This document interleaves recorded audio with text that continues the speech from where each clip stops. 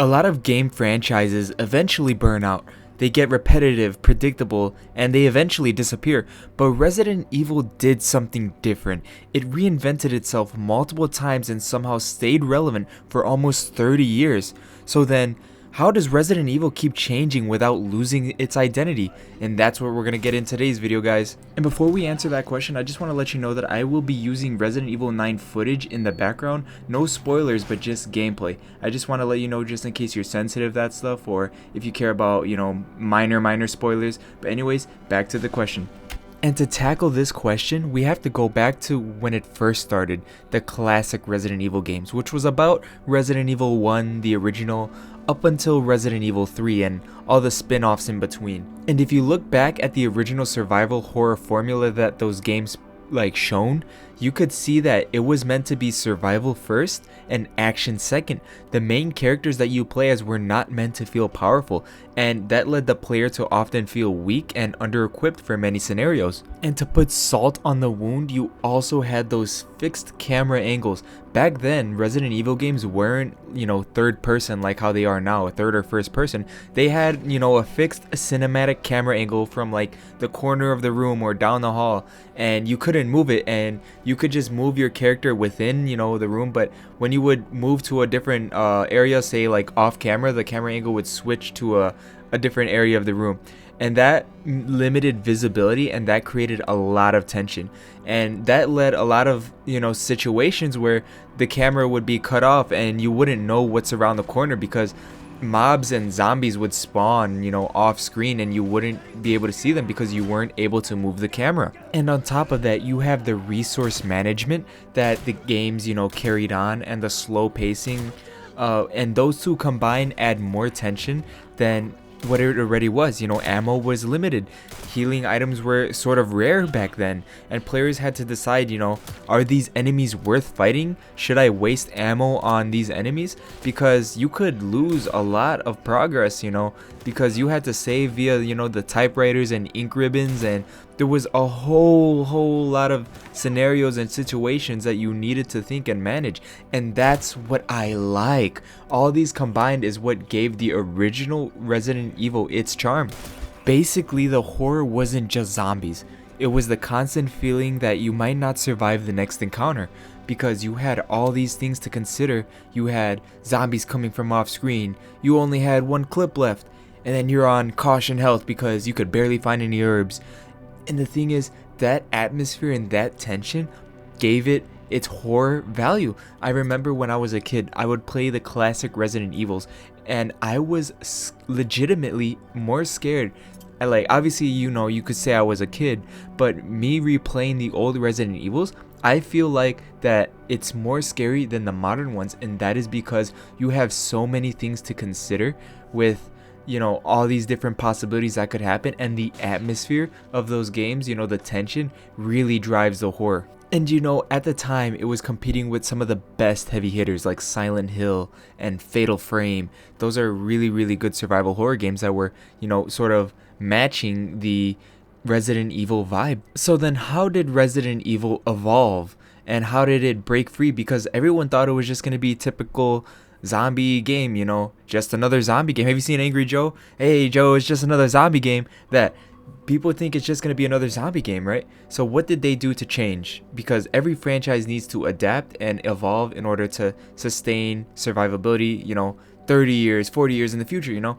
Resident Evil came out with Resident Evil 4, and because of that, there's a long list of things. They pivoted to more action survival horror, and there's a list of different things that they changed. First of all, the camera. They had an over-the-shoulder cameras, basically third-person view. Enemies were more faster and more aggressive. Combat became a bigger part of the experience. The game leaned more into action while still keeping tension.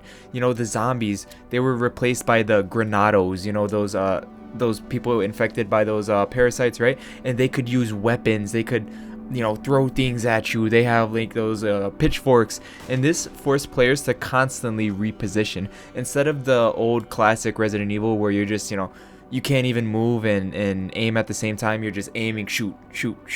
This one, you're moving all around, especially that intro. Have you guys played the church intro where the guy with the chainsaw comes out, especially in the remake? That is pure, action horror. The tension, the soundtrack, everything was amazing, and this is why Resident Evil 4 is considered one of the best Resident Evil games of all time. And on top of that, Resident Evil 4 was a cinematic masterpiece. They had more dramatic set pieces, quick time events, they had larger environments like the castle, and they had more varied, systems. Like you had to protect Ashley from the Granados while, protecting yourself, so it adds another layer of tension, and it gives you like a co-op partner that you have to do things with. There's a lot of times in Resident Evil 4 where you can't get to a certain area because you have to boost Ashley up and make sure she's safe. And after that, we're a little bit of a dark period in Resident Evil history with Resident Evil 5 and 6. Now those games pivoted towards full action. I mean, though it was horror, you still had those, I haven't, fully played them, but I know 5 was decent. It was a pretty good co-op game with those Granados in Africa. I forgot what they were called. I haven't played Resident Evil 6, but I know both of them are, heavy on co-op. They had more focus on, action with more weapons, explosions, and throwing tons and tons of enemies at you, and there was a less emphasis on fear from what I played and what I seen. You had the co-op gameplay, which means that it's not as scary because you and your friend are playing together. The horror atmosphere was starting to fade, and the campaigns, I heard, that they were too big. They had multiple storylines, and it just felt like how do I say it, like an action blockbuster. And this is where the backlash started to occur. Resident Evil was known for its action horror, intense action horror from Resident Evil 4, and the survival horror, atmospheric horror from Resident Evil, the classic ones, right? But this is where it started to lose its identity. And everyone thought, Resident Evil's dying, there's no way that Capcom's gonna bring this back because nobody wants to play another goofy, Resident Evil 7. They thought it was going to be like a 6 continuation, more action, more this. People were saying that it was going to try to be Call of Duty or something, but after that, the series didn't necessarily become bad. It just started feeling like something different. But then Resident Evil 7 reset the whole thing. Capcom, they took a huge risk with Resident Evil 7. They changed the whole dynamics of Resident Evil, and it paid off heavily. First of all, they switched to a first-person perspective. You played as Ethan Winters, and it was a completely new viewpoint for the series. It made the horror feel more personal and immersive. They had a smaller scale story. It was like a single location, and it was kind of similar to the original mansion concept from Resident Evil 1. And they had a return to the feeling of being weak. You had less ammo, more dangerous enemies, and an emphasis on survival again. So it's like they pivoted back to the old classic Resident Evil games, but made it better. They improved on it.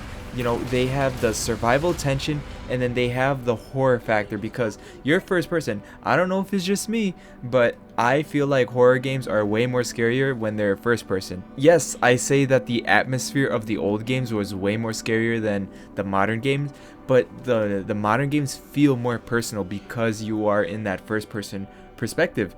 The atmosphere and tension, the slower pacing returned, and they put a more emphasis on exploration and puzzle solving, and that's something that kind of faded when they went into the action sort of department, but it came back with the newer game, and this shift showed something important.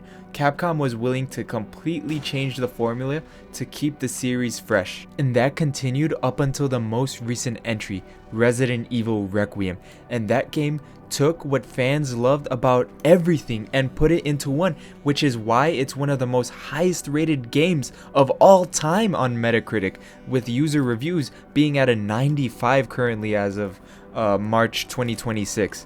Now with Resident Evil Requiem, they took the atmosphere, they took the horror feel, and they encapsulated it into the character Grace, and they made her storyline feel like survival horror with the limited inventory space and the stalker type enemies. And then they took what fans loved about the action horror from Resident Evil 4 and on, and they encapsulated it into the Leon gameplay with the massive inventory space, the heavy focus on action, and just like the badass feeling of mowing down zombies. That is why Resident Evil 9 is so great. And on a side note, Resident Evil, or I could say Capcom tends to remake their old games and do it well. The only one that was a bit questionable was Resident Evil 3 because it was really short and it didn't have the same like bam feeling as of Resident Evil 2 and 4 remakes. But the thing is, this is why they work. They modernize the classic games, they update the visuals, they improve gameplay mechanics, and they add the modern controls to it, and it brings old games to new audiences. The younger players get to experience the classics, but it also is nostalgia for the longtime fans. It keeps the franchise active, and the remakes keep Resident Evil constantly in the spotlight. Now, if you take a look at Resident Evil's biggest competitors like Dead Space, Silent Hill, Fatal Frame, games like that, how did Resident Evil outlast them, and how did Resident Evil tend to be in the spotlight for basically forever while those games sort of faded away? Silent Hill is the only one that's sort of making a comeback, but it still isn't as big as Resident Evil, and this is why. Resident Evil has the willingness to reinvent. Resident Evil changed dramatically multiple times. They started with survival horror, they went to action, and then when things weren't working out, they had the modern horror revival. Most competitors kind of stayed closer to their original formula, and in this gaming industry, you need to evolve to be better. And the thing is, Resident Evil also has a strong brand recognition. Resident Evil became one of the most recognizable horror franchises in gaming, let alone, horror franchise of all time. People that don't even know gaming know Resident Evil. They have really iconic characters, memorable locations, and a huge marketing presence. A lot of times these other franchises, they have one or two hits, but then the other games are sort of mid, you know what I mean? Capcom consistently released really good new entries, remakes, and spin-offs, and this kept the franchise visible to new audiences.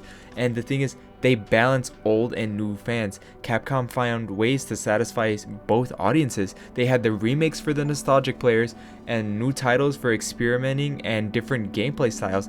The balance kept this fan base growing. Survival horror has produced some of the most incredible franchises over the years, from Silent Hill to Fatal Frame, but Resident Evil managed to outlast them all, not because it stayed the same, but because it kept evolving. And even though the gameplay evolves, some things just always stay the same. They always have the bioorganic monsters, the viruses. I don't even know which ones they are anymore. T-virus, whatever.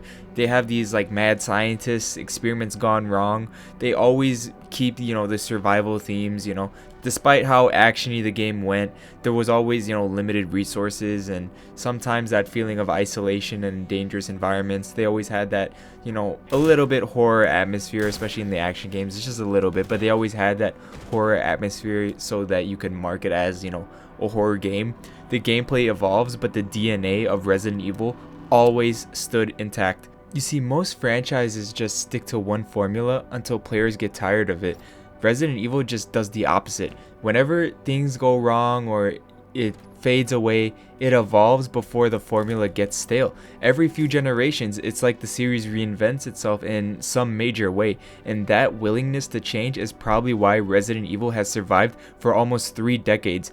Resident Evil doesn't survive trends in gaming, it adapts to them. And that's why Resident Evil is one of the best and most recognizable gaming franchises in history. But that's just one man's take. That's just what I think of Resident Evil. Let me know down below what you guys think of Resident Evil. What's your favorite Resident Evil game? I'm curious to see what you guys love to play and which one's your favorite. And let me know what other content I should do. I've been leaning towards fighting games and horror games and just games in general. I love games. And yeah, please like, subscribe, and comment down below. Mr. Frosty Flames out.